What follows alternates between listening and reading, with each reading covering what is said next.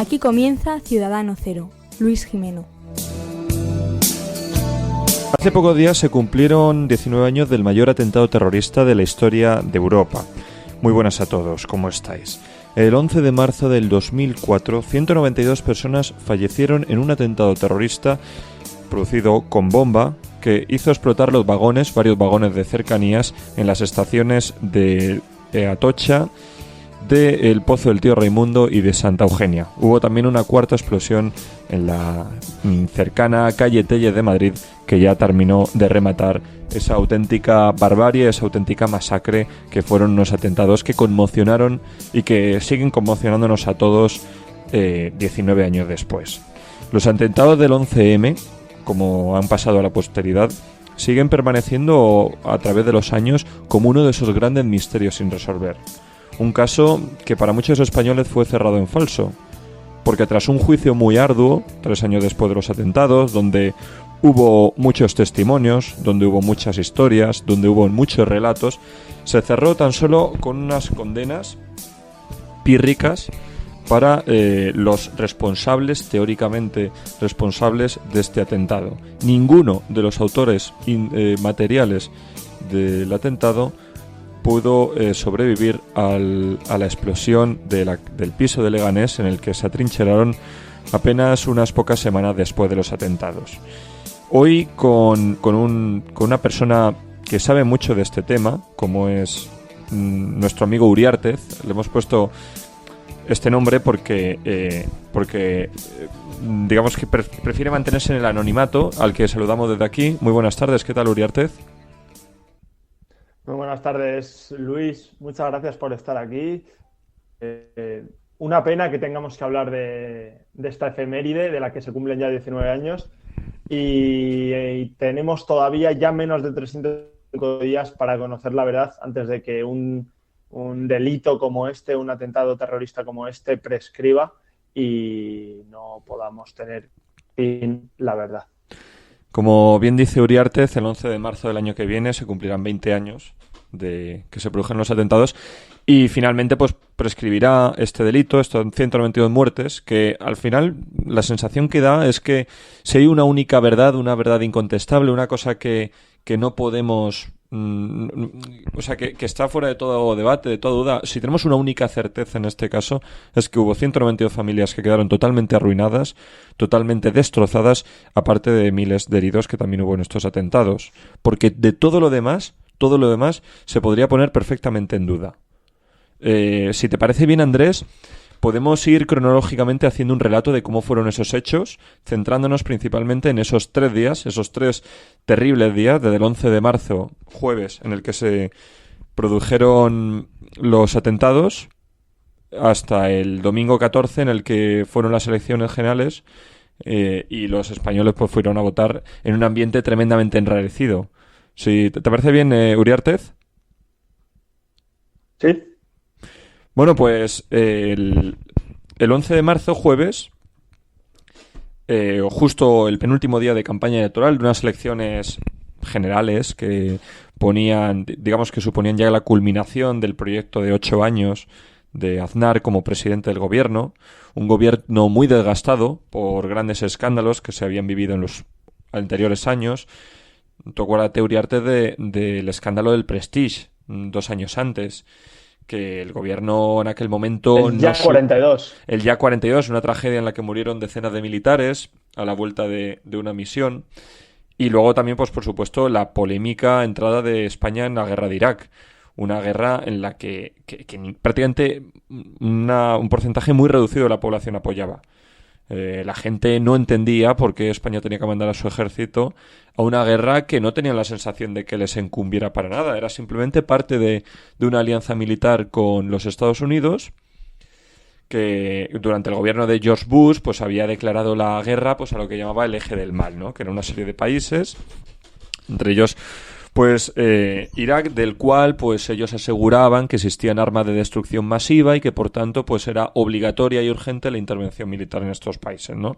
Por supuesto fue otro desastre humanitario, como suelen ser las guerras, en este caso de miles y miles de personas que padecieron los efectos de esta guerra, y la sociedad española en aquel año 2003 no entendía en absoluto que España tuviese que mandar tropas a participar en esta guerra, sobre todo cuando todavía el mundo, en este caso el mundo por completo, estaba todavía en estado de shock, conmocionado por otros atentados también espectacularmente terroríficos como fueron los del 11 de septiembre de 2001, ¿no? Entonces, claro, en esta situación se encontraba España en marzo del 2004. También, por otra parte, el gobierno de Aznar también había conseguido pues grandes éxitos económicos, una tasa de paro muy baja, como no se veía desde hacía muchos años, un crecimiento económico, la verdad, bastante alto, un gran desarrollo urbanístico en la España de aquellos años, bueno, una sensación también de prosperidad, que era lo que tenía la población en aquel momento, que también un poco compensaba pues también estos escándalos que tenía el gobierno, ¿no? Eran 8 años de gobierno, como suele pasar siempre cuando un presidente lleva una cierta cantidad de tiempo, pues había un gran desgaste del gobierno, pero aún así, y si analizamos las encuestas que se habían publicado anteriormente a los atentados del 11 de marzo, todo parecía indicar que el Partido Popular volvería a ganar esas elecciones.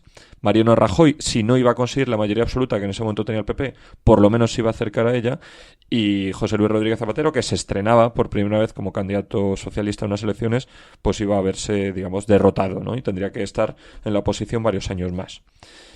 Y en ese momento, en esa situación de una campaña electoral más, como siempre pasa, ¿no? Pues de que es lo que es el duelo político pues tradicional en España. En ese momento, a las 7:45 de la mañana, explota una bomba en un vagón de cercanías. Me parece que el primer vagón que explota, Uriarte, si no me acuerdo mal, corrígeme si me equivoco, fue el de la estación de Santa Eugenia, ¿no? ¿Puede ser?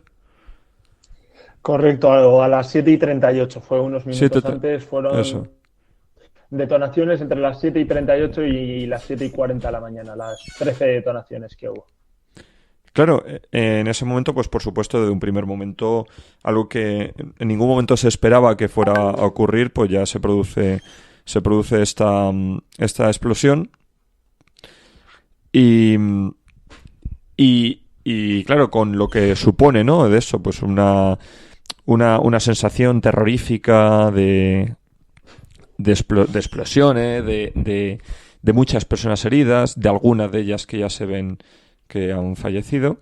A los pocos minutos después se produce otra explosión en la estación de Atocha, otra en la estación del Pozo y finalmente una cuarta explosión, ¿no? Sumándose al final pues una cantidad prácticamente de 200 muertos. Bueno, esto es lo que siempre se ha comentado, ¿no, Uriarte? Que es como la parte más macabra de todo este asunto, ¿no? Y si te parece bien, pues podemos un poco pasar de largo por esto, porque yo creo que es una cosa que todos los que nos escuchen ya saben y ya conocen, por desgracia, ¿no?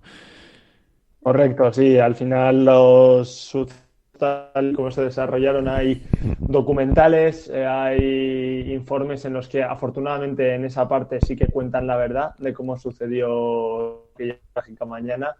Así que yo creo que deberíamos hablar de lo importante, de la investigación, de las pruebas falsas, de toda la manipulación que hubo alrededor de esta tragedia y que todavía a día de hoy desconocemos. Sí, porque en un primer momento todo el mundo a quien mira es al mismo sitio, es a ETA, ¿no, Uriarte? Porque España en ese momento también estaba asolada por el terrorismo etarra. La Navidad anterior, de hecho, había sido... Además... Sí, dime.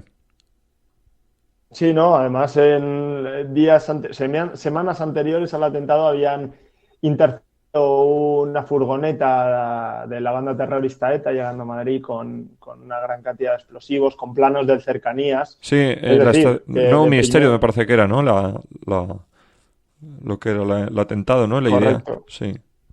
Sí, estaban trabajando en un atentado al que finalmente ocurrió. Entonces la primera hipótesis evidentemente era apuntar a ETA por la historia que tenía detrás la banda terrorista en España en aquella época.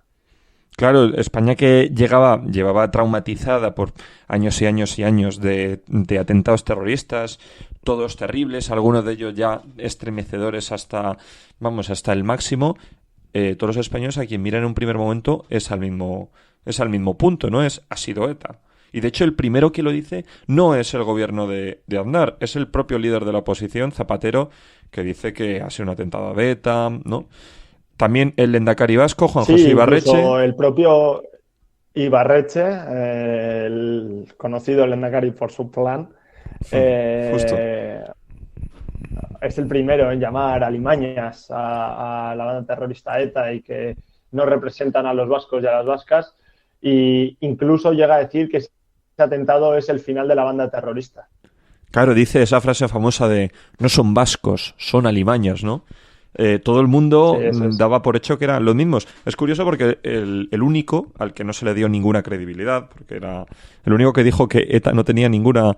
Que ni como mera hipótesis, decía él, Arnaldo Otegi, líder en aquel momento de Euskal Herritarrok, me parece que se llamaba, ¿no? En aquel momento el partido que lideraba él, dijo, ni como mera hipótesis nosotros contamos con que haya podido estar ETA detrás de estos atentados. Y era como una cosa que decía, pero vamos a ver, si todo el mundo está dando por hecho que ha sido la banda terrorista de ETA, y ahora sale Otegi intentando despistar a la opinión pública diciendo que no ha sido ETA. Fue una cosa que fue como acogida como una broma de mal gusto después de un atentado tan terrorífico, intentar como desviar la atención, ¿no? Por lo menos todo el mundo lo interpretó en ese sentido, ¿no? Todo los medios de comunicación, toda la clase política, ¿no? En aquel momento. Y en esa situación fue desarrollándose la mañana, ¿no? Uriarte, esas primeras horas de una conmoción total en lo que la gente decía, esto solamente puede haber sido ETA, pero es que incluso para haber sido ETA parecía una cosa ya como excesivamente horrible, parecía como una cosa que por supuesto pues nunca ETA había hecho un atentado que tuviese tantos muertos, tan mortal, ¿no? El atentado me parece más grande que había habido hasta entonces había sido 17 años antes, el de Hipercor en Barcelona, donde habían muerto 23 personas. Y decir, hombre, matar a 200 prácticamente era como una cosa horrible.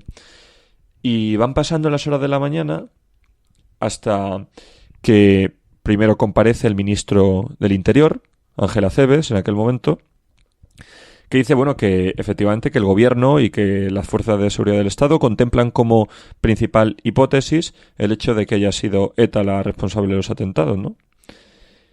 Y luego... Eso es, sí. ya poco a poco todas las líneas apuntan a ETA y no es... De hecho, en ningún momento ni se valora, hasta las palabras de Otegi, en ningún momento nadie estaba valorando la posibilidad de que pudiese ser otro tipo de atentado terrorista, hasta que se encuentra la famosa Renault Kangoo en la estación de Alcalá de Henares, que es en torno a lo que empieza a girar toda la investigación y con lo que da un vuelco total. Todo, bueno, tanto las principales líneas de investigación como la pública a través de esa Renault Kangoo.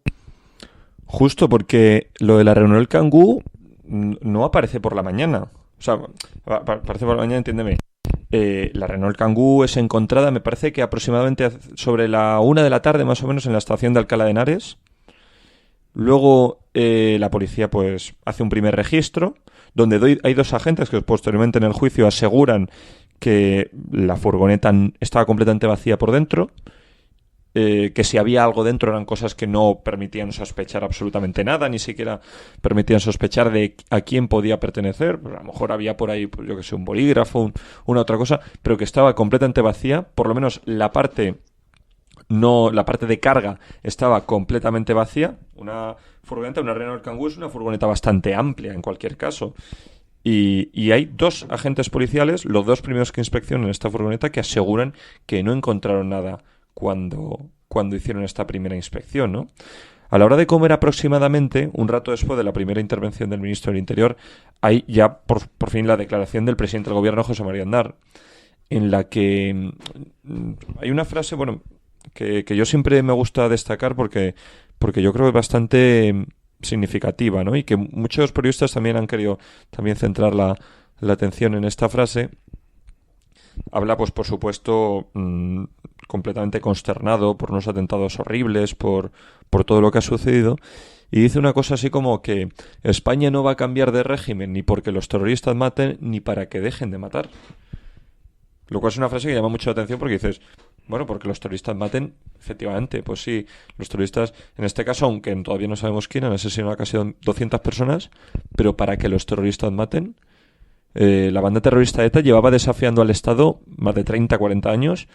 Y bueno, España había seguido una línea, digamos, pues de combate más o menos afortunada, más o menos eficaz contra el terrorismo de ETA. Un par de años antes había sido aprobada la ley de partidos, que había supuesto la ilegalización de Ribatasuna.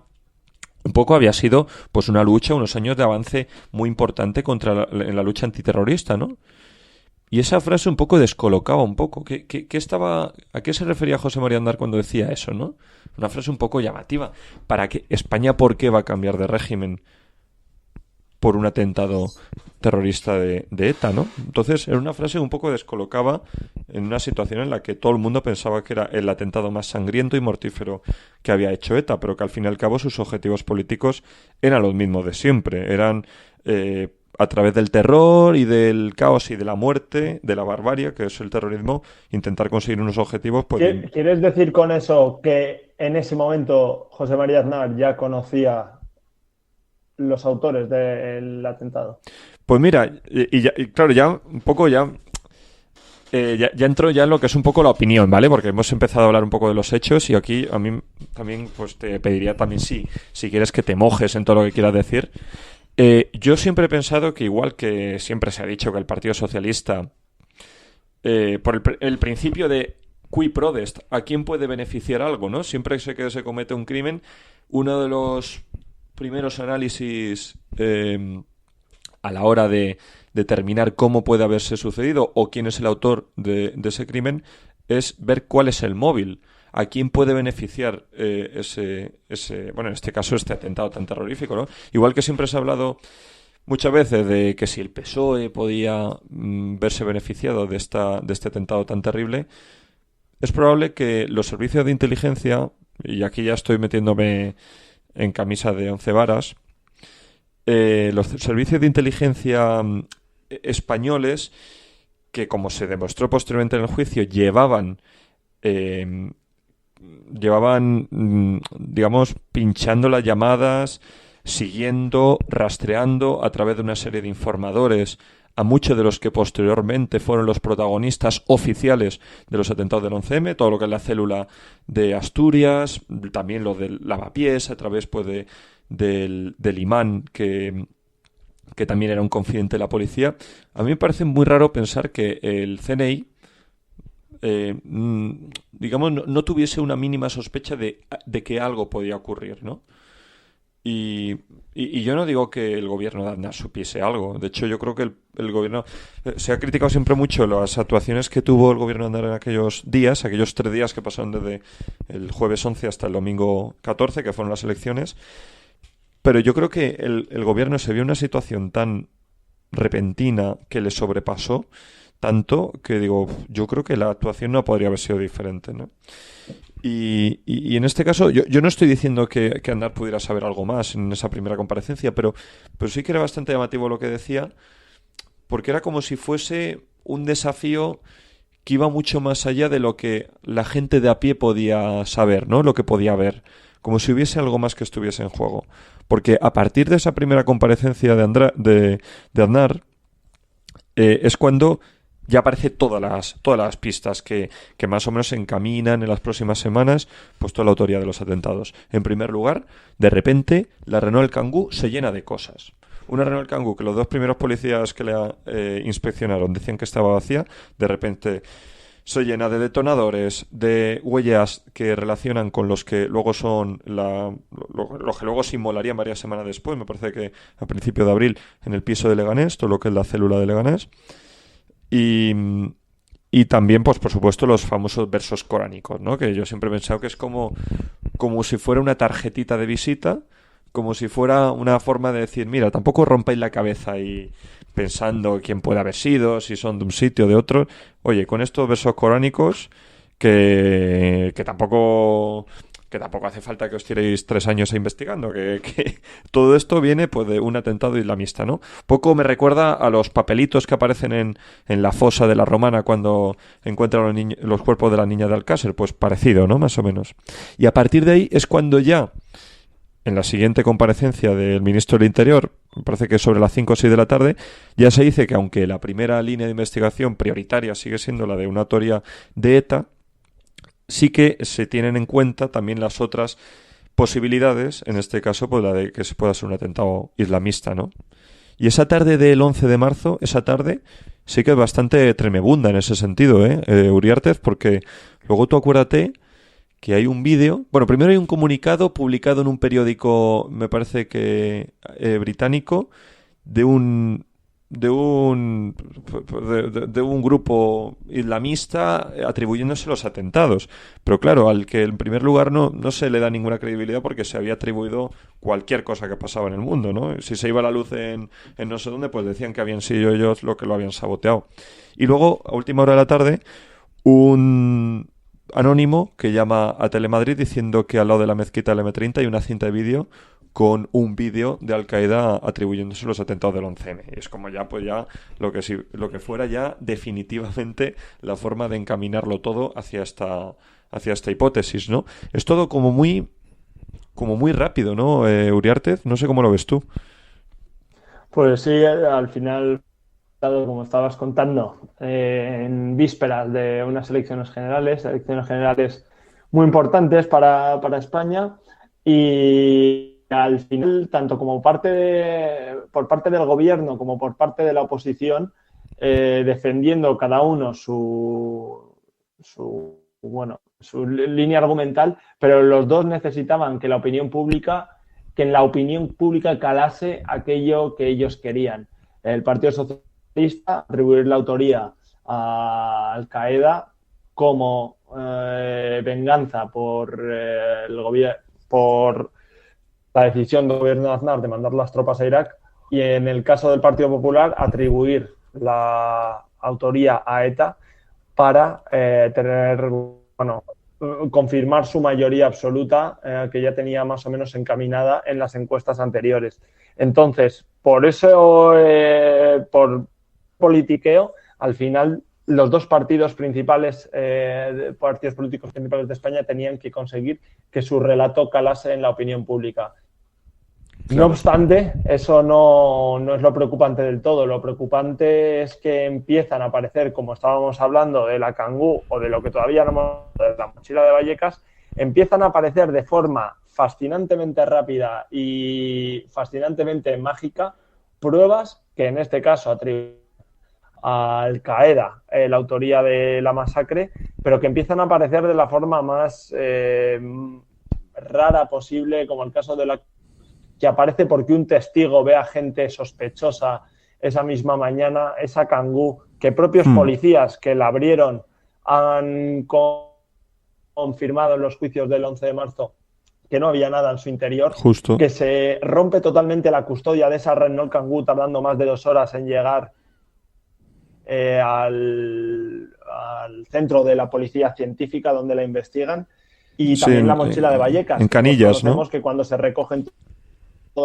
en Canillas, eso es, que cuando recogen todos los restos del atentado, hay una serie de órdenes difusas entre la Guardia Civil, la Policía Nacional, los TEDx y demás, de dónde llevar los restos. Parte de ellos lo están llevando a IFEMA, y en el caso de esta mochila pasa por IFEMA, pasa por una comisaría, sí.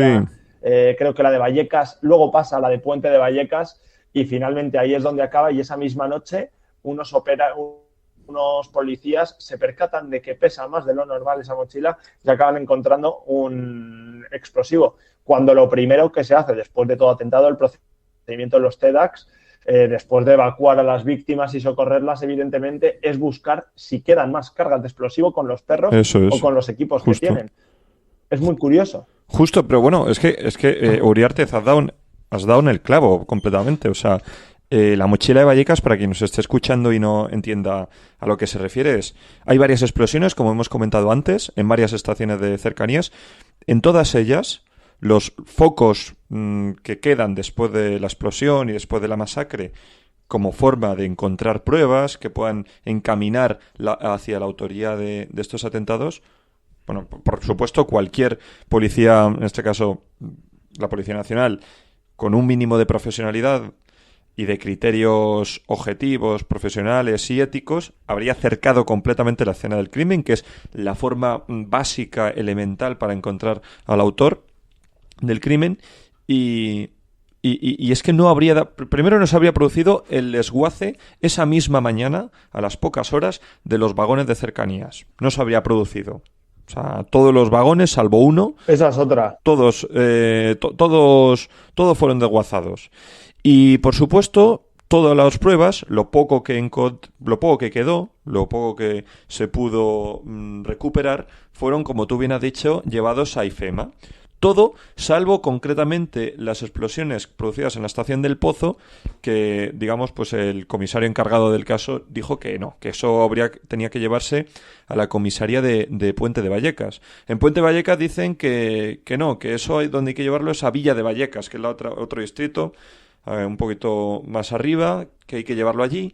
Allí dicen que no, que eso, como hay otra contraorden, como tú bien has dicho, que como todo lo demás, que se vaya para IFEMA. Y en IFEMA, ya para terminar, pues se devuelve otra vez a Puente de Vallecas. Y esa misma noche, todo que estaba metido, por cierto, en bolsas de basura, todo, una bolsa que pesa más de lo normal, efectivamente, hay una mochila. Una mochila, además, Uriarte, muy curiosa, que no sé qué te parece, pero que, en primer lugar, como como el resto de explosiones, efectivamente, fue una explosión que era con un sistema bastante, para la época, bastante innovador, bastante moderno, que era utilizar la alarma de un teléfono móvil para producir una detonación, ¿no?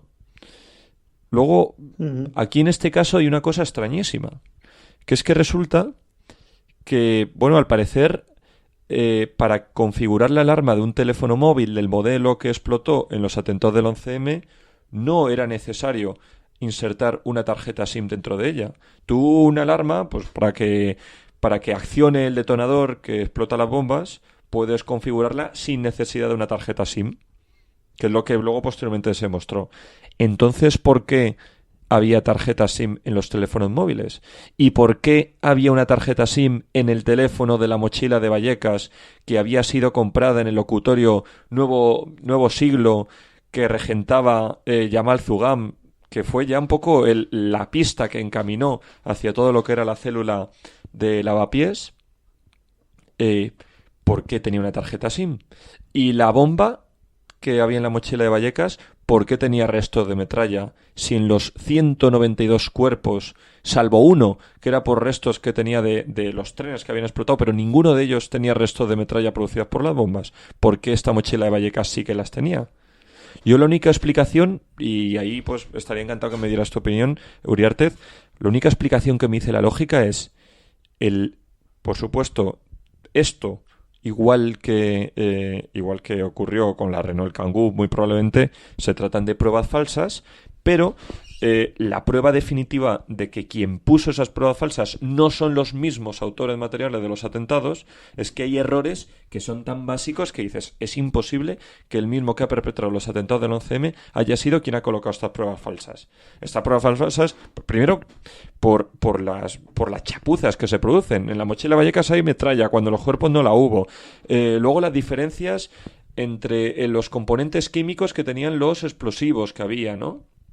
Que no permitían determinar efectivamente si lo que había explotado era gomado seco, como sí que la había en la mochila de Vallecas, que parece ser, joder, lo que dice la lógica, y si somos un poco mal pensados, es que todo esto fue una operación de cobertura o de cubrimiento que se hizo posteriori a los atentados del 11M para intentar escurrir el bulto, ¿no, Uriarte? O sea, lo que me dice a mí la lógica, vamos.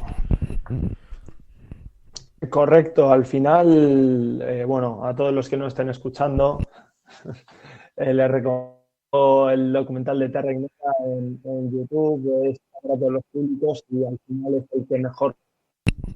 No solo los sucesos, que son los que conocemos a la perfección, están perfectamente documentados, como no podía ser de otra manera, sino el desarrollo de la investigación, desarrollo de toda la investigación y sobre todo de los juicios. Bueno, como tú bien sabes, Luis, soy panadero, no me dedico a por el... No sé, no, desconozco cómo funcionan los juicios. Este es probablemente el primer juicio que veo prácticamente completo y la verdad es que es alucinante para cualquiera que sepa o que no sepa del tema ver cómo puede ser algo tan chapucero, con tantas contradicciones, con tantas medias verdades, con tantas pruebas falsas y fundamentándose muchas veces dando un trato de favor a la Fiscalía en muchas ocasiones que utiliza las pruebas prácticamente a su antojo. Llegan a ser tan chapuceras en algunas ocasiones las pruebas que tienen que hasta la propia Fiscalía tiene que rechazarlas. Sí, acuérdate de las rumanas que supuestamente habían visto a 1000 terroristas, a mil terroristas o a 1000 autores de los atentados que habían colocado una mochila en los trenes, que se habían subido efectivamente, qué casualidad, en la estación de Alcalá de Henares, luego se habrían bajado en San Fernando de Henares, alguna estación de estas. Ya como intentando hilar un relato, ¿no?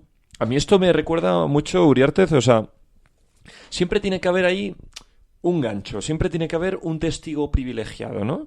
En este caso, en el caso de la Renault Kangoo que hay en Alcalá de Henares, es un portero de una finca, de un edificio, oye, que supuestamente, pues que ve que efectivamente aparcan aquella mañana, primero de la mañana una Renault Kangoo, que ve gente sospechosa al lado de la estación de cercanías. Me recuerda mucho a los colmeneros del caso de Alcácer o al jardinero aquel que ve a Anabel Segura cuando la están raptando de La Moraleja. O sea, es que son como... Siempre hay como... En estos casos así tan siniestros siempre hay cosas así un poco llamativas, que dices, es gente que te ayuda a hilar el relato.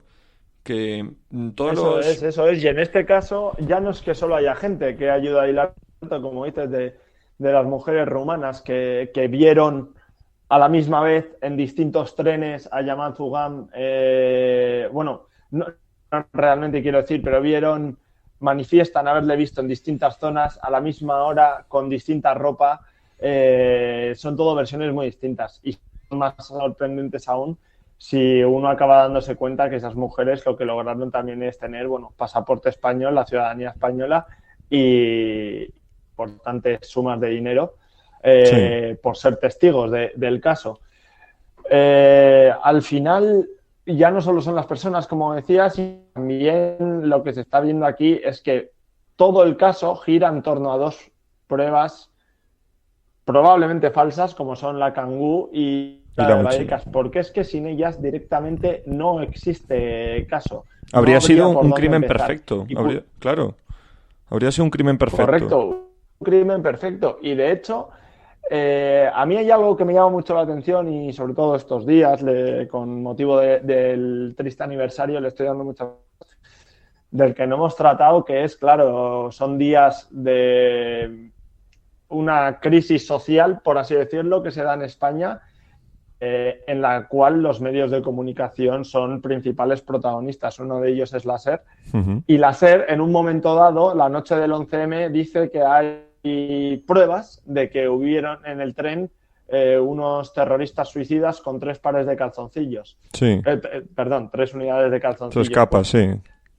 Eso quiere decir 2 cosas, a cada cual más siniestra. La primera, que fuese verdad, que hubiese terroristas suicidas dentro de esos trenes y que nunca se ha vuelto a hablar del tema. Y la segunda, que la SER se lo inventase. Son 2 cosas realmente que se pasan por alto. Es verdad que cuando estamos hablando sobre cómo fueron todos los sucesos y demás, se indican y tal, pero se pasan por alto. Pero a mí me parece una cosa muy siniestra. ¿Sabía el PSOE la verdad del caso? O el PSOE, la SER. A veces ¿Sabía la SER? No, sí. Bueno, decía, ¿sabía la SER, tenía información privilegiada o se la inventó? ¿Con qué motivo inventó? Las 2 cosas son muy siniestras, Luis. Sí, pero Uriarte, es que aquellos días la labor de intoxicación, como tú bien dices, la labor de intoxicación informativa que hubo por parte de varios medios de comunicación. Recordemos que el propio día 11, cuando sale a la calle las ediciones especiales de los periódicos, el propio jueves 11, todos atribuyen la autoría a ETA, todos de una forma más clara o más ambigua, más clara, por ejemplo, en el caso del País, precisamente El País, y de una forma un poquito más cauta por parte del ABC. Y efectivamente esa misma noche aparecen ya Ana Terradillos, Carlos Llamas, todos estos que eran los... Y bueno, y luego Iñaki Gabilondo, por supuesto. Todos estos que eran los locutores estrellas de la SER, hablando de terroristas suicidas con 3 capas de calzoncillos que se han inmolado en los trenes. Yo creo que la primera tesis que tú dices, Uriarte, yo creo que es imposible que sea cierta porque luego se vio que no había restos de ningún terrorista suicida, no se ha sabido nada de ello, y que los presuntos autores materiales, presuntos, según la versión oficial, fueron todos los 7 que murieron que se inmolaron en el piso de Vallecas, ¿no? La cadena SER allí hizo una labor de intoxicación y de contaminación terrorífica y repugnante cuando se han producido más de 190 muertos. A tan solo un par de días antes de unas elecciones. Solamente, y perdona... No, sí, dime. Sí. No, que quería decir que de los dos escenarios que que le estoy dando yo últimamente muchas vueltas es a ese primero, es decir, ¿y si es verdad? ¿Y si realmente fueron unos terroristas suicidas en esos trenes? Porque en los trenes no hay ninguna grabación en las estaciones.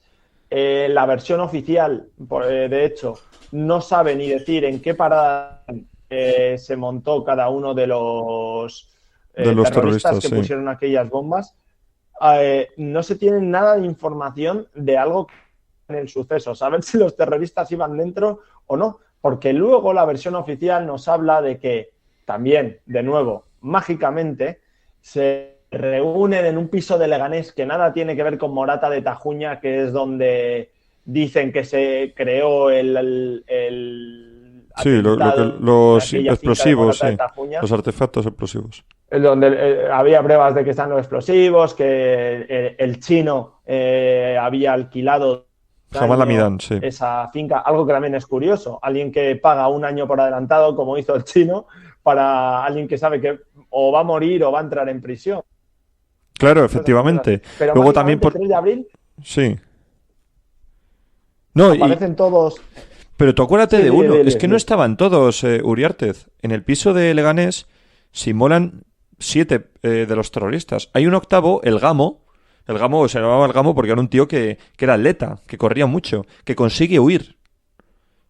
Y de ese me parece que apareció en otro país tiempo después. Oye, fue el único, qué casualidad, el único del cual no se pudo demostrar su implicación en los atentados del 11M. De los otros 7, los 7 que habían muerto, los hermanos, estos, ¿cómo se llamaban?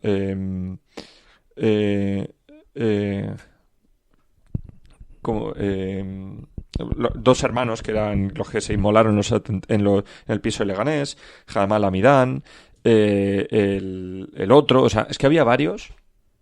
Alamari, o sea, todos estos que se inmolaron, estos sí que casualmente, oye, todos estos estaban en el mismo momento, en el mismo lugar, todos tenían una implicación directa. Hay cuentos por aquí. Luego está lo de Mina Conchita, que también es otro de los cuentos que nos han contado. Todo esto resulta que con 8.000 confidentes policiales de por medio, como el propio Rafa Zeugier, que era un confidente de la Policía Nacional, que llevaban siguiendo a todos estos desde hacía tiempo, que es el que teóricamente era como el interlocutor con José Emilio Suárez Trasorras, que era ese minero asturiano, que fue el que facilitó los explosivos, junto con su cuñado, a los terroristas. Luego hay unas cosas ahí tan extrañas de gente que colaboró supuestamente con estos terroristas para facilitarles los explosivos. Todos ellos, por supuesto, localizados con la policía de por medio. Se hacen una carrera con un trayecto además extrañísimo, desde Asturias, pasando por la provincia de Álava, hasta la casa de Morata de Tajuña, que efectivamente, como tú lo has comentado antes, Uriarte, es una casa que alquila Jamal Amidán unos meses antes, con un contrato para un año, cosa extrañísima, para teóricamente pues montar ahí los artefactos. Y que lo paga por adelantado, que un contrato lo podemos firmar todos, pero hay que poner el dinero para un año entero. Bueno, que puede ser. Estamos hablando de un terrorista, es alguien que no tiene criterio alguno, bajo mi punto de vista. O sea, que estas decisiones las puede tomar. Sí, de hecho... Pero claro. es extraño, es muy extraño. Y al final todo esto estamos hablando, bueno, como estamos en una charla entre y tú, Sito, de Sí. amigos y tal, que queríamos hablar del tema, no está ni guionizado ni mucho menos, No, pero ni claro, mucho menos. estamos hablando aquí de gente que, como tú bien dices, la policía ya tenía desde hace años seguida a todos los implicados en el atentado, a prácticamente el 90%. La policía ya les tenía pillados con escuchas telefónicas, algunos de ellos eran confidentes de la policía. Entonces, estamos viendo cómo se estaba intentando juntar la policía y echarle todo el atentado a las espaldas a gente ya, pues eso, que no podría llamar mucho la atención que pudiesen estar involucrados en un atentado. El ejemplo de Emilio Soler Trasorras para mí es fundamental porque es bueno, uno de los que más condenas recibe en los juicios, con más de 47.000 años de condena, me parece. Sí. Pero es un tío esquizofrénico, detectado con esquizofrenia, que había tenido que abandonar su puesto de empleo por su enfermedad mental en Mina Conchita, que la policía tenía como confidente en Avilés y que se dedicaba al tráfico de drogas. Es decir, el perfecto candidato para poderle a la palestra en una situación de estas. Sí, bueno, y tú acuérdate también del confidente Cartagena, que no me acordaba antes del nombre, que era el imán de allí de Madrid.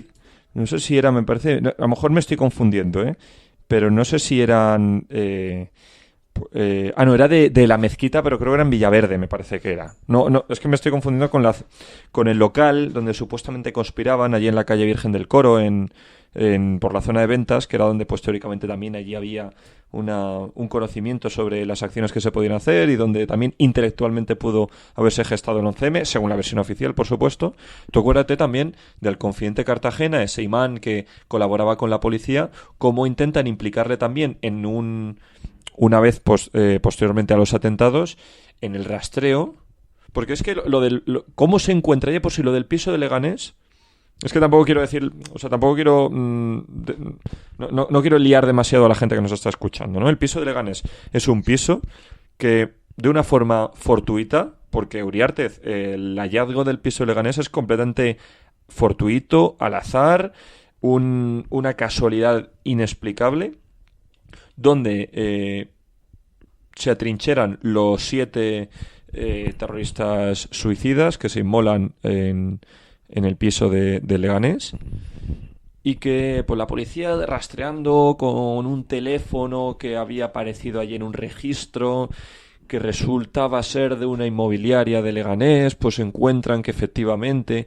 hay unos musulmanes, unos moritos que han alquilado ahí un piso y que efectivamente, oye, en un tiempo récord y con una facilidad asombrosa encuentran dónde está ese piso.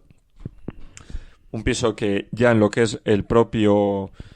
esas horas, ¿no?, en las que la policía asedia el piso de Leganés, ya hay cosas extrañísimas allí, como por ejemplo la presencia de inhibidores que aún así no impedían que pudieran haber llamadas telefónicas de los terroristas posteriormente suicidas a sus familias, la casualidad de que hubiese un policía nacional retirado en la vivienda justo contigua al domicilio donde se produce la explosión, el hecho de que, bueno, de que precisamente uno de ellos huyese, el Gamo, del que hemos hablado antes. Hay cosas allí extrañísimas. Bueno, y una de las cosas que más llama la atención de lo de Leganés, bueno, aparte de que hay tiroteos que nadie escucha, sí. Todo esto lo que cuenta la versión oficial. Pero no se hace autopsia a los fallecidos. Quiero decir, estás diciendo que en esto han muerto los 7 involucrados, los 7... bueno, sí, los 7 autores materiales del atentado, y no se les lleva a cabo autopsia, se les lleva a cabo un análisis, no sé cómo lo llaman en los juicios, la policía científica que hizo esto, pero una serie de análisis químicos, pero llegan al punto de ser una autopsia de la cual se podría haber recogido información, principalmente también de si habían muerto en la explosión o habían muerto incluso antes, porque los geos que tuvieron que ir finalmente al piso de Leganés tiraron botes, no sé si de gas pimienta o de algún tipo de gas para adormecer. Además, también es curioso todo lo que ocurre en esta tarde del 3 de abril 4, porque tienen totalmente acordonado toda la zona Leganés, evacúan a todo el mundo, dejan a los supuestos terroristas sin luz, sin electricidad, sin agua, y entonces en esa situación en los cuales están totalmente atrincherados, sí. Era mejor entrar a la fuerza, o no había posibilidad de negociar con los terroristas en esa situación de total seguridad para los ciudadanos, en la cual, quiero decir, no había posibilidad de tratar de llevar a cabo una negociación con ellos. Había que entrar a la fuerza de forma tan violenta y tan rápida. A mí es otra de las cosas que, bueno, dejan lugar a la suspicacia, ¿no? A pensar a lo mejor había muchas ganas, como vuelvo a decir, en un piso que nadie conocía, donde se reúnen sin saber bien cómo todos los sospechosos de ser materiales del atentado. Había ganas de que eso acabase ya, de pegar carpetazo total al atentado y decir, oye, han muerto todos los autores materiales, más uno que se ha fugado, que efectivamente encuentran en Serbia y, como bien dices, es al único al que no se le puede involucrar. Claro, exactamente. Diciendo que se habían inmolado los autores materiales, que no tenían posibilidad de defenderse, evidentemente, una vez muertos, y así cerrar el caso posible. Es todo muy raro, es todo muy sospechoso. Hombre, y desde luego, tú acuérdate, el geo, hay un geo que es el que fallece durante este asalto al piso de Leganés, que es Torrontela, me parece que se apellidaba, un chico joven que era de este cuerpo de élite de la policía, como son los geos, y que fallece durante este asalto, ¿no? Tú acuérdate, Uriarte, porque este asalto del piso Leganés, este hallazgo increíble del piso Leganés, solamente se produce un día antes, un día después de otro hecho también extrañísimo, que fue en el pueblo de Mocejón, en Toledo, en la línea del AVE Madrid-Sevilla, cuando se halla una bolsa con un artefacto explosivo, pero que este no está sujeto a un teléfono móvil como detonador. Parece ser que se les acabarían los móviles. Y que parece que este no tenía metralla. Parece que ya los que iban ahí poniendo pruebas, parece que algo habían aprendido después de lo de la mochila de Leganés. Que esto de poner metralla en las bombas, que tampoco quedaba muy bien, que no era una cosa muy creíble. Y esta otra bomba que había en Mocejón, allí en Toledo, en la vía del AVE, esta no tenía metralla. Y estaba conectado con un cable, literalmente, de unos 100 metros aproximadamente, a un bueno, en este caso creo que lo encontraron sin que estuviese conectado a nada. Parece ser que a lo mejor la presencia de algún técnico de Renfe en aquel momento pues podría haber desbaratado o frustrado un plan. Pero esa bomba extrañísima allí en la línea Madrid-Sevilla de la B, ¿eso tú crees que también puede ser, Uriártez, una prueba falsa? Igual que pudo haberlo sido pues la mochila de Vallecas o la propia Renault Kangoo. Puede, al final estamos hablando de que estábamos viendo durante esos días cómo van sucediendo pruebas. Esta, evidentemente, esta en concreto ya no había tanta rapidez o tenía que ser tan bolesca porque las elecciones generales ya habían sucedido, pero en el caso de este explosivo que se coloca en la vía del AVE de Morón, es también en una situación rarísima, ¿no? Porque, como tú bien decías, es un tipo de explosivo distinto en el sentido de que no se activa en teléfonos móviles, que se activa en remoto, por así decirlo, a través de un cable sin detonador. Sí, pero bueno, también tenía gomado seco.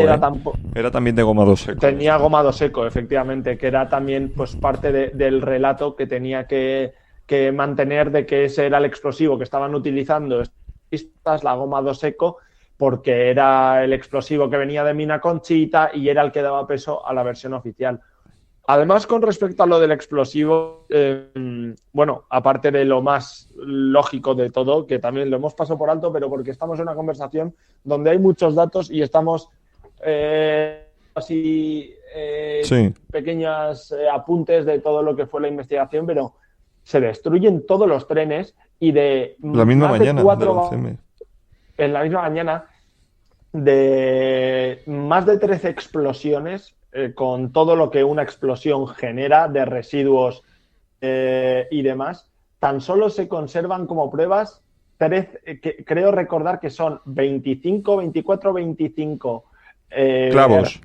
de aquellos trenes que son clavos realmente. En Y uno de polvo los de clavos, extintor después de hacer también. muchos análisis, y polvo de extintor, en el tema del análisis de todas estas pruebas, también, si queremos investigar, también encontramos cómo se saltan el procedimiento, la policía, cómo se utilizan técnicas nuevas que nunca se habían realizado o nunca se habían llevado a cabo para el análisis de restos, pero es que además de todo, años después se acaba encontrando que hay un componente que ahora mismo, como he dicho, soy fontanero y no conozco mucho el tema, pero no sé qué componente es que no lo tiene la goma dos seco. Es decir, que todavía a día de hoy no sabemos cuál fue el arma del crimen.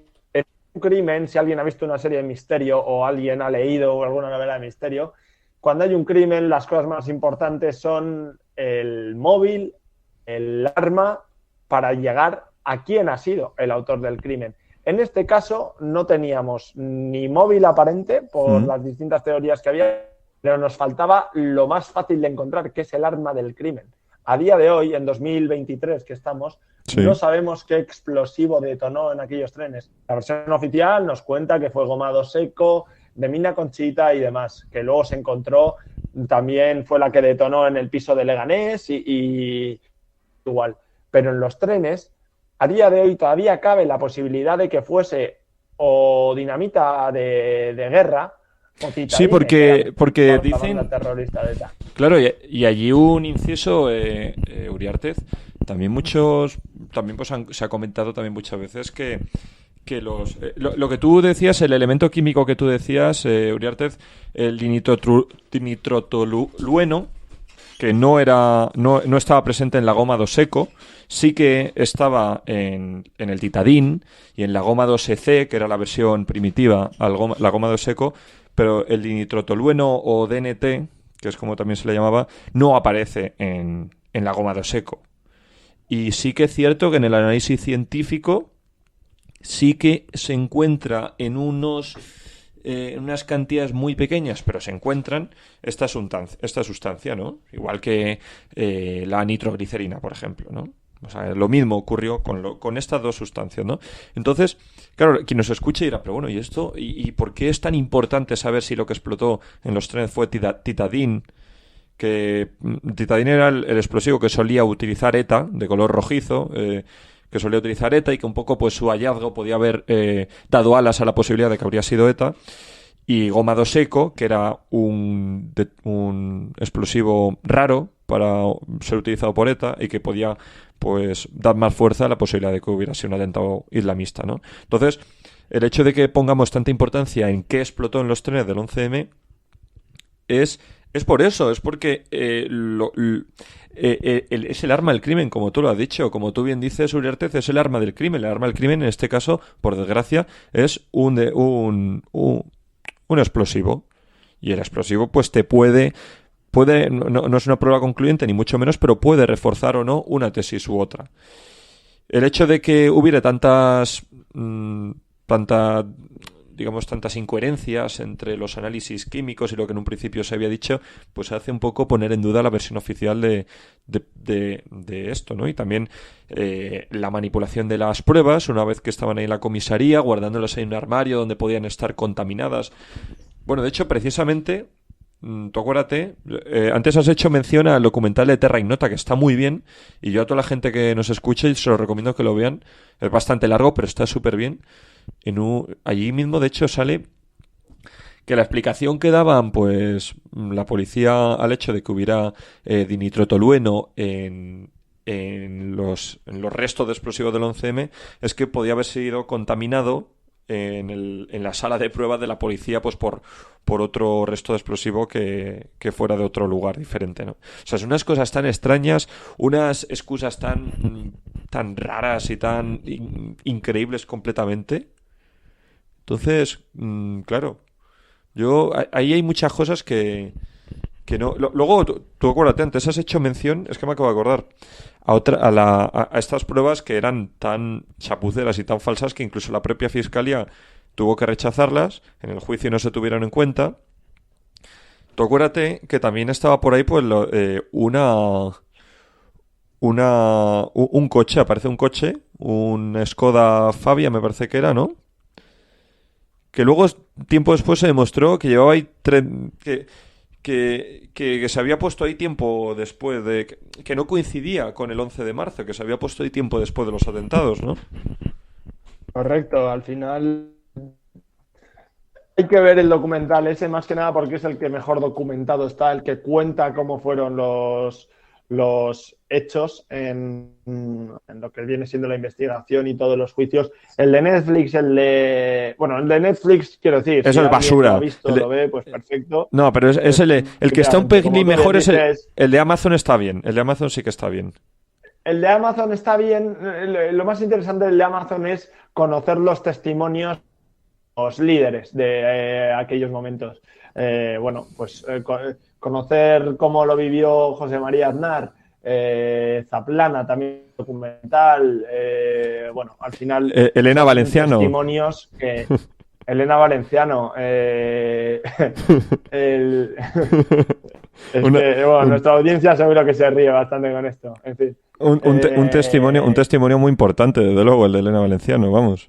Hombre, ahí estaba también el Manzano, que era el líder el jefe del CNI en el momento en el que se producen los atentados, que ahí en el documental sale poniéndose como muy digno, con que decía que el gobierno de Aznar le había mantenido al margen del comité de crisis. Bueno, luego se ha demostrado que es un tío que hizo más daño a la investigación que cualquier otra cosa, ¿no? Incluso es que ya hay personajes que luego se ven, Uriarte, cómo se van corrompiendo con el tiempo, incluso con el propio juez Gómez Bermúdez, que era un tío que en un principio era bastante profesional, luego se convirtió en otro... El injusto juez.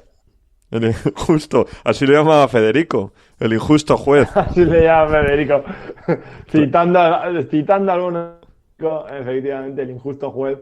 No, pero quiero decir, el documental de Amazon está bien por los testimonios. El de Netflix es una auténtica basura y el mejor es el de Terra Ignota. Y además, a mí el 8º capítulo, si no me equivoco, del de Terra Ignota, dan sus teorías o posibilidades de autoría de cómo se desarrollase. Me parece que es mágico, pero digno de ver.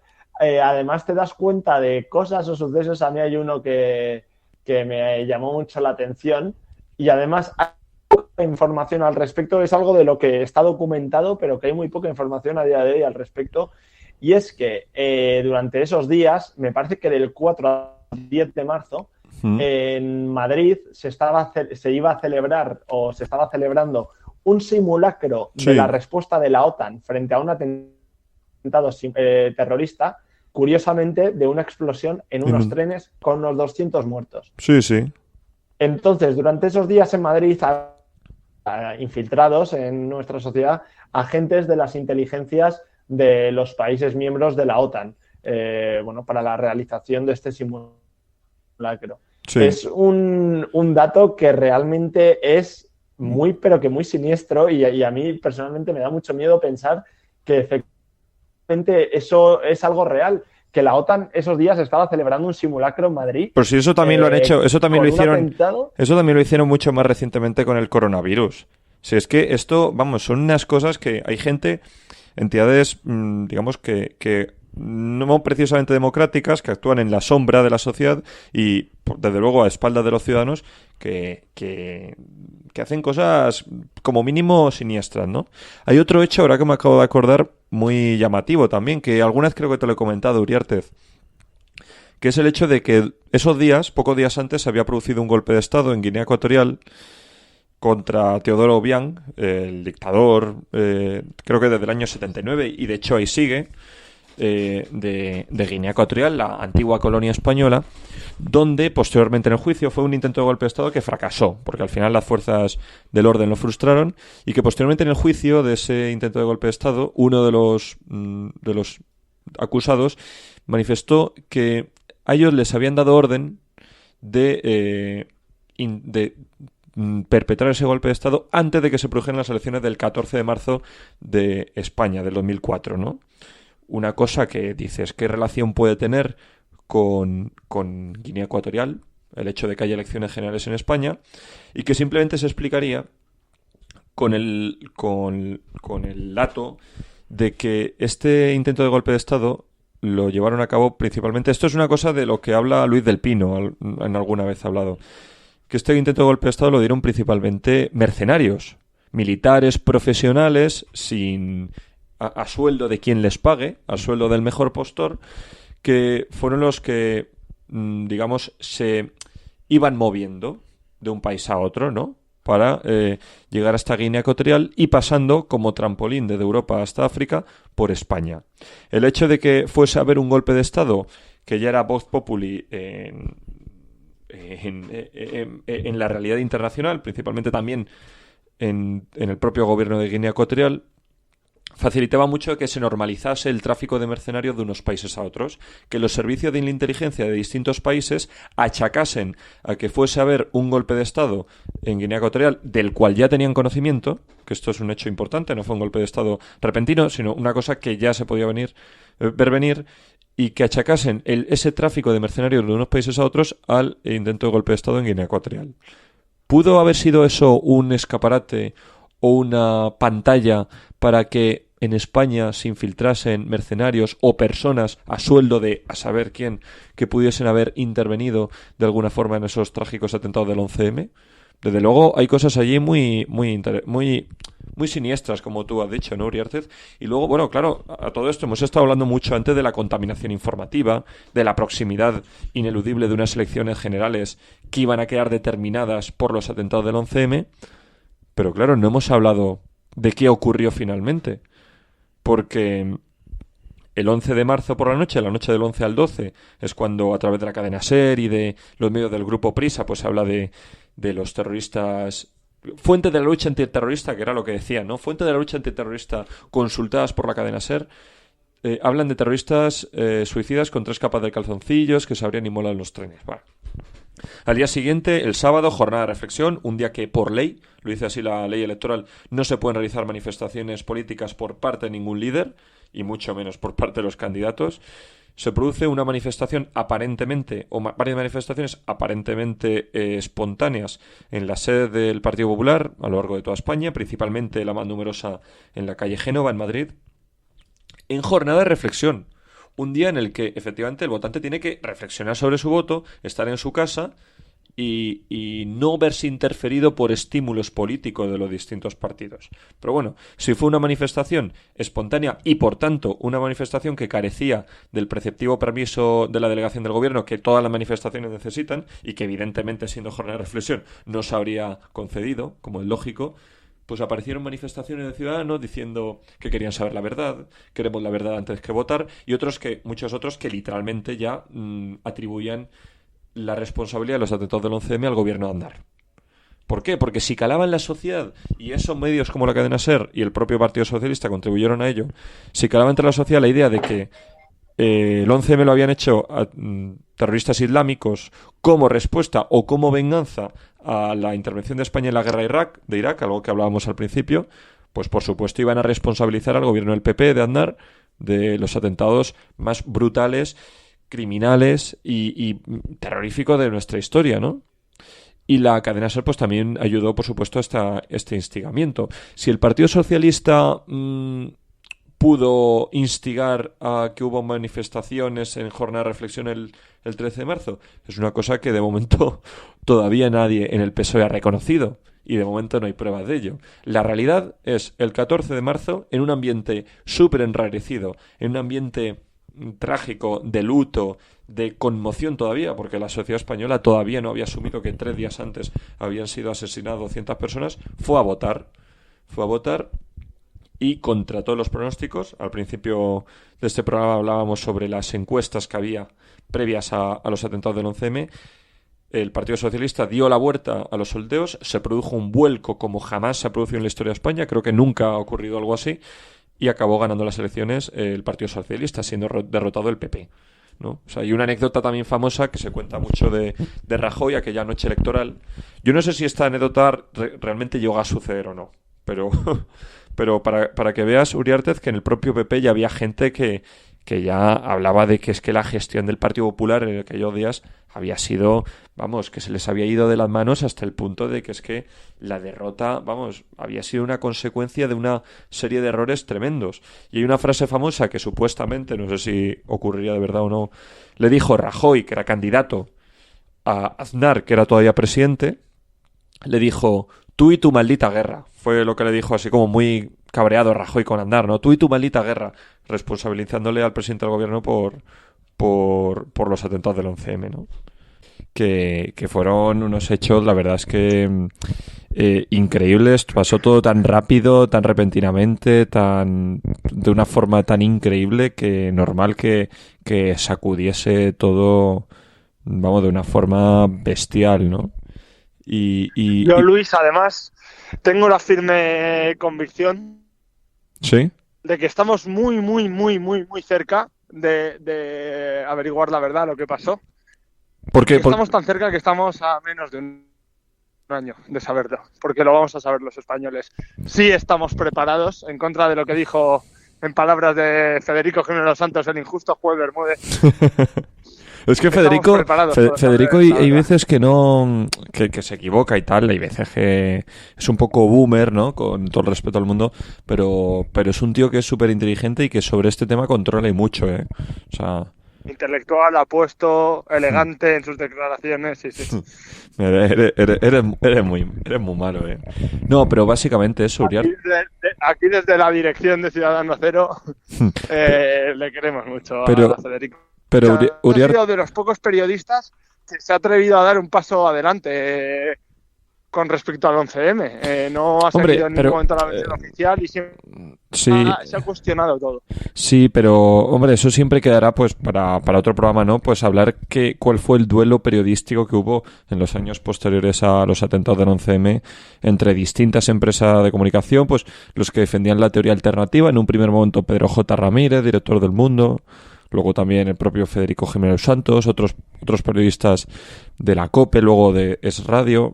O sea, eran muy pocos frente a la inmensísima mayoría que preferían la versión oficial. A lo mejor algunos de ellos pues por simple convicción, ¿no? O sea, eso al final es cierto que es que si no fuera porque hay chapuzas tan evidentes y tan incuestionables, pues no sería difícil creerse la versión oficial, ¿no? Porque es que al final es una cosa que es muy sencilla de creer, ¿no, Uriarte? Que es pensar que hay un móvil, en este caso del crimen, que es una venganza por la intervención militar de España en la guerra de Irak, y una respuesta que es un atentado terrorista sangriento y extremadamente brutal, ¿no? Entonces... Eso es, pero como decíamos antes, es un...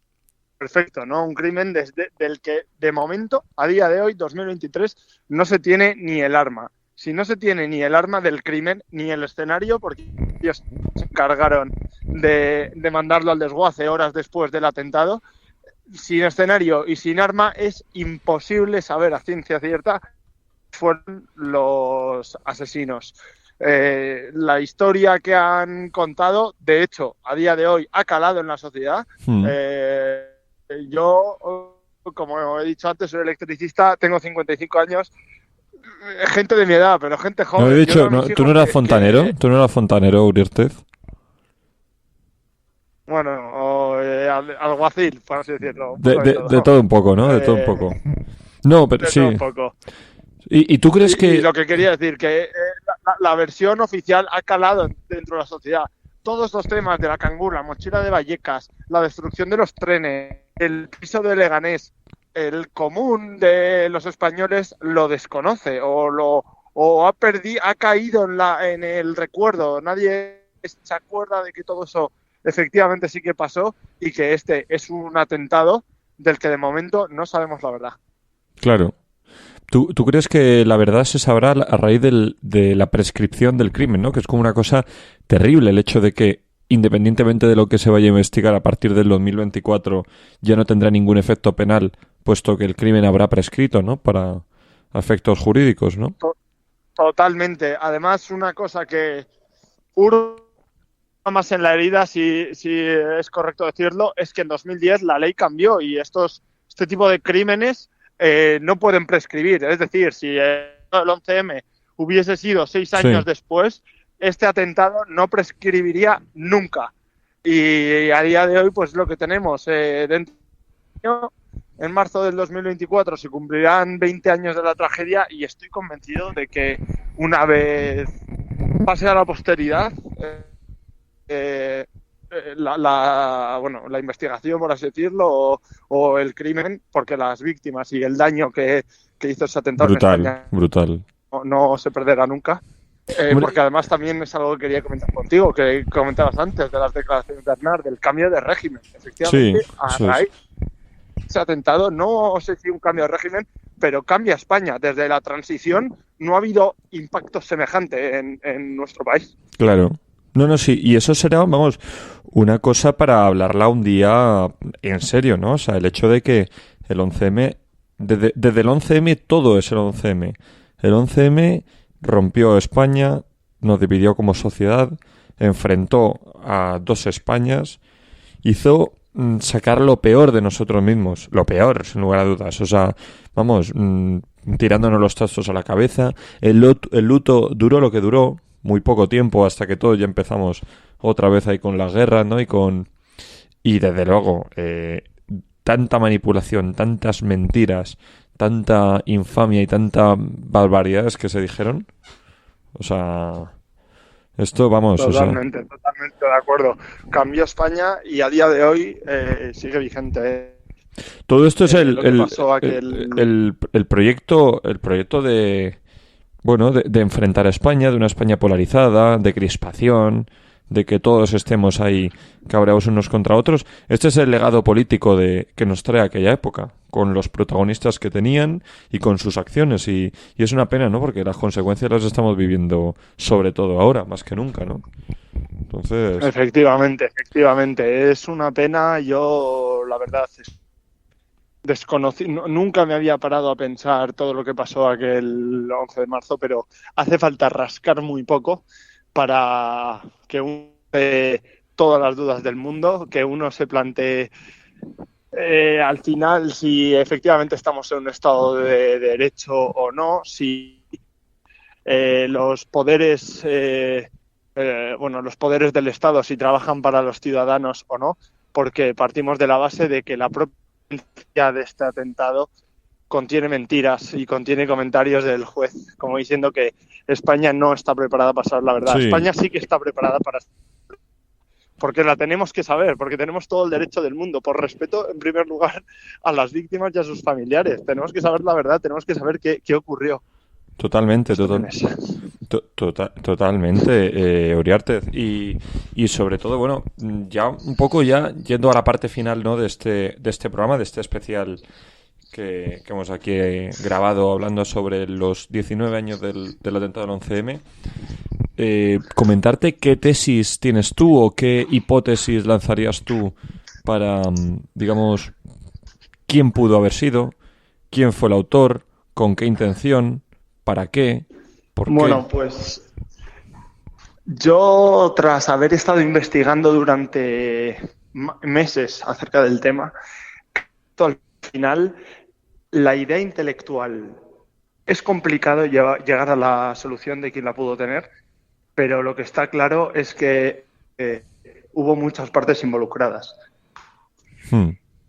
Hubo muchas partes involucradas que al final, por eso mismo, hay un crimen en el cual nunca habrá solo un culpable, sino que habrá muchos.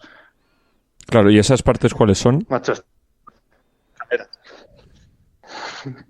Bueno, pues en primer lugar, aquí ha habido inteligencias de distintos países.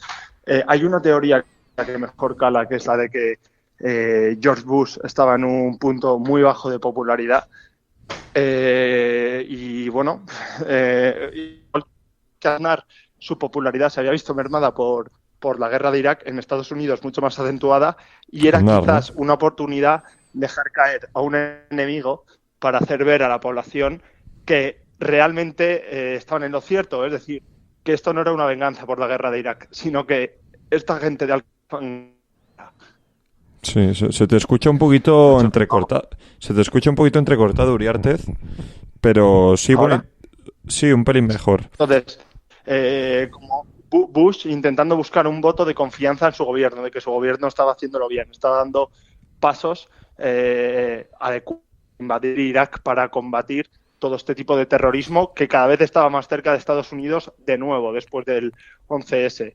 Para ello, Estados Unidos no permitirse planificar un atentado así que probablemente la inteligencia de Francia colaboraría con la inteligencia de Estados Unidos, pero la Jacques mano Chirac. ejecutora sería la inteligencia de Marruecos. Marruecos, ¿no? Claro, Marruecos es también otro de los grandes, digamos, nombres, ¿no? De países que siempre se han podido relacionar con esto, ¿no? Porque sí que es cierto que de momento no hay pruebas, pero hay cosas que dices, Marruecos podía tener un interés, digamos, en desestabilizar la situación en España, la situación política en España, y un mismo que podía tener Francia. Podía tener también un móvil, digamos, vengativo. Recordemos que un par de años antes había producido el conflicto de la isla de Perejil, donde las tropas habían sido mandadas por parte del gobierno de Aznar, que el gobierno de Aznar es una persona a la que se puede criticar muchas cosas. Yo siempre he dicho que es una persona tremendamente soberbia y tremendamente ególatra, que lo es, sin lugar a dudas. Pero sí que es verdad que fue, por lo menos en política exterior, una persona arriesgada, atrevida y valiente. Entonces, claro, y eso pues también se vio, digamos, en la intervención militar en el conflicto de la isla de Perejil. Y eso, pues, hacía que las relaciones estuvieran muy tensas con Marruecos. Probablemente la intención, y esto ya es una conjetura mía, o el interés que puede tener Marruecos no era tanto el de debilitar a España, que a lo mejor también, sino simplemente producir un cambio en el resultado electoral. Era simplemente eso, un cambio en el resultado electoral. El gobierno de Mohamed, bueno, digamos Mohamed VI, rey de Marruecos, tenía una relación pésima con el gobierno de Aznar, del Partido Popular, y Correcto. Y por supuesto, pues estaba interesado en deponer ese gobierno, para lo cual pues pudo haberse valido perfectamente de un atentado del 11M que a la postre se vio que efectivamente puso al PSOE en el gobierno, ¿no? Entonces, claro, hay tantas cosas ahí que son tan... Luego, el papel que tuvo el Partido Socialista en el 11M, la verdad es que es bastante siniestro. O sea, vamos a decirlo claramente, el PSOE tuvo un papel, la verdad, ignominioso durante aquellos días del 11M. Yo siempre que sale alguien del PSOE hablando del 11M digo, mira, esta gente estaría mejor si estuviese callada. No tienen nada de lo que presumir de lo que pasaron esos días y probablemente haya muchas cosas que nunca sabremos sobre el papel que tuvo el PSOE, ¿no? Su relación con Marruecos, aquella relación... Al PSOE no le veo como ideólogo, ni mucho menos del No, yo no he dicho pero eso. como primer interesado. Claro, no, y lo sé, pero evidentemente la situación le vino... Nada, hay declaraciones de directores de periódicos de aquella época, como de Perojota, diciendo que Zapatero le llamó por la mañana, Sí, desolado, sí. sobre lo consternado que estaba y que con ello, como había sido ETA en aquellos momentos del día, el PSOE no tenía ni la más mínima oportunidad de hacer frente al PP en las elecciones. Y que por la tarde, cuando empezó a abrirse la teoría de que podía haber sido Al-Qaeda, el mismo Zapatero, pero en otro tono totalmente distinto, Sí, diciendo completamente. que si era Al-Qaeda, ganaban las elecciones. Entonces, evidentemente, el PSOE fue un gran beneficiado. Pero también es curiosa la actuación del PP, porque el PP en ese momento le pilló con el pie cambiado. Un atentado de estos a horas de ir a las urnas no beneficia absolutamente a nadie. Un atentado nunca beneficia a nadie. Bueno, eso discrepo Horrible, contigo, horrible. Uriarte. Ahí discrepo completamente contigo porque lo previsible cuando se produce es lo que se llama el efecto bandera. Cuando se produce una situación que es como súper... que produce pues una conmoción brutal entre la gente. Digamos, es una situación que a priori normalmente puede hacer cerrar filas a la población en torno a su gobierno. Pasó en cierto modo con el COVID, si te fijas, ¿eh? El COVID hizo fortalecerse también a los gobiernos autonómicos, que tuvieron un liderazgo bastante importante. Y en principio, pues el hecho de que hubiera un terrible atentado terrorista, pues no tuvo por qué perjudicar necesariamente al gobierno. Si lo hizo fue por esta disyuntiva, porque todos los medios de comunicación nos pusieron en la falsa, en mi opinión, falsa dicotomía de si eres del PP tienes que pensar que ha sido ETA, si eres del PSOE tienes que pensar que ha sido Al-Qaeda. Y no hay ninguna otra alternativa a eso. No hay ninguna otra alternativa. Y sobre esto, de hecho, tengo también otra cosa más que también comentarte, no sé cómo lo ves. Adelante. Que a raíz precisamente de que surgiesen teorías alternativas como la que estamos comentando, el hecho de que no necesariamente tuvo que haber sido el autor material. Otra cosa es que pudo haber colaborado, que pudo haber tenido conocimiento, que pudo haber, digamos, llegado a tener un grado de implicación de alguna forma, pero que no fuesen los autores materiales ni ETA ni Al-Qaeda, cuando se abren esas otras alternativas que involucran a servicios de inteligencia extranjeros, que involucran a otros sujetos, allí ya se pierde un interés por parte de los políticos de llegar a la verdad, porque el PP y el PSOE estaban muy cómodos en ese debate ETA-Al-Qaeda, ETA-Al-Qaeda. No permitían que hubiera más alternativas, que hubiera más explicaciones, que hubiera otras hipótesis, y cuando empezó a verlas, ahí, sobre todo el Partido Popular, ahí es cuando ya dejó de perder interés en este asunto. El PP estaba muy cómodo mientras se defendiese la hipótesis de que era ETA. Pero en cuanto dejó de hacerse eso, porque se desvaneció esa hipótesis, el PP perdió por completo, y eso más o menos fue en la segunda legislatura de Zapatero. Una primera legislatura en la que el PP fue muy combativo en el Congreso, preguntas parlamentarias, en los medios de comunicación, con el tema del 11M para llegar a la verdad, para llegar a saber la verdad, queremos la verdad, tal. En los siguientes años eso desapareció. El Partido Popular dejó de intentar buscar la verdad del 11M hasta el punto de que cuando en 2011 llega Rajoy a la Moncloa no se investiga nada, cosa que el PP había prometido hacer, no se intenta buscar la verdad, no se utilizan los engranajes del gobierno para intentar conocer más hechos de la verdad, y el único vagón que quedaba sin desguazarse, que esto no lo hemos comentado antes, por orden del fiscal general del Estado, de Eduardo Torre Dulce, finalmente ese último vagón pues se acaba desguazando. Entonces ya no nos queda absolutamente nada. Y como hecho curioso, si te fijas, Uriarte, todos los trenes de cercanías tienen un número de serie que les identifica. Ese número de serie, que es como una especie de matrícula de tren, se coloca cuando se construye el vagón y permanece él hasta que se desguaza, durante toda su vida útil, ¿no? Cada vagón tiene un número de serie. Y hubo uno de los vagones donde explotaron las bombas que no se desguazó, pero que tampoco se conservó. Lo que se hizo fue reformarlo, remodelarlo y ponerlo otra vez en circulación.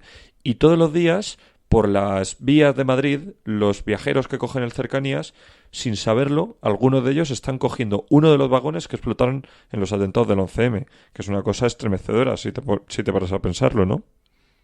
Correcto. Efectivamente hay un vagón que sigue en circulación en la red de cercanías de Madrid.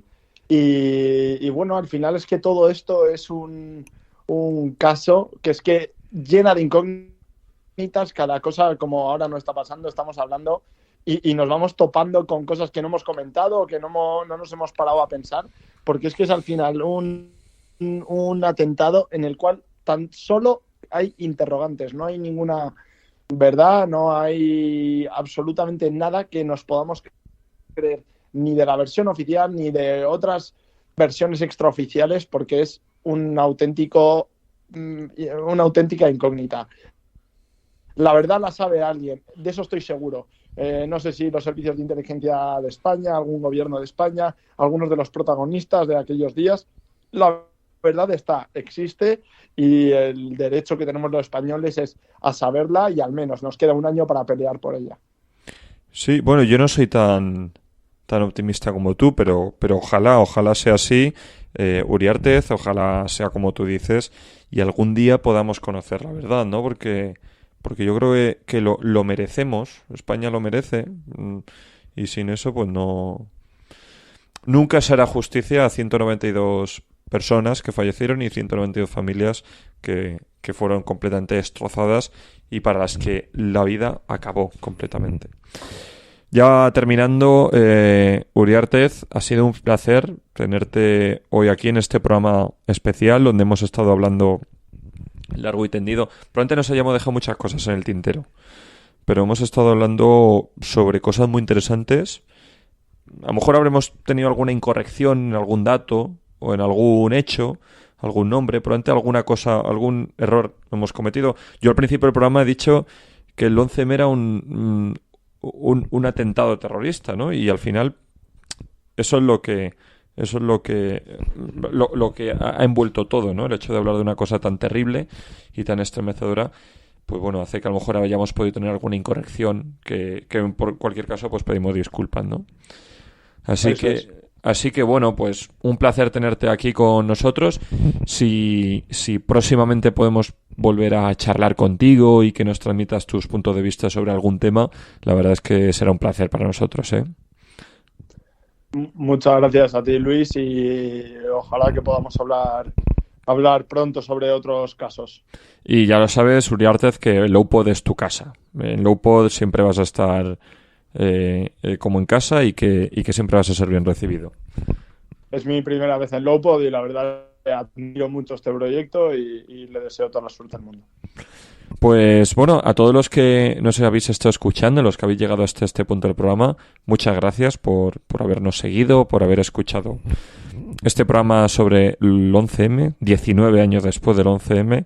Volveremos a encontrarnos próximamente hablando sobre otras cosas, yo creo que interesantes.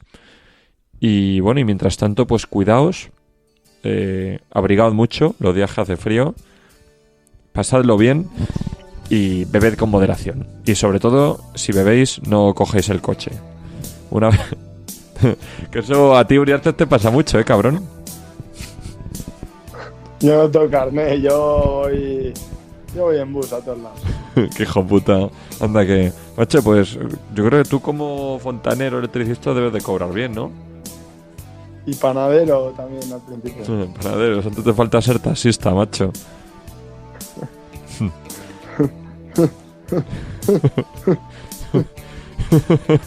Pues nada, venga, un abrazo a todos, cuidado mucho y nos vemos pronto.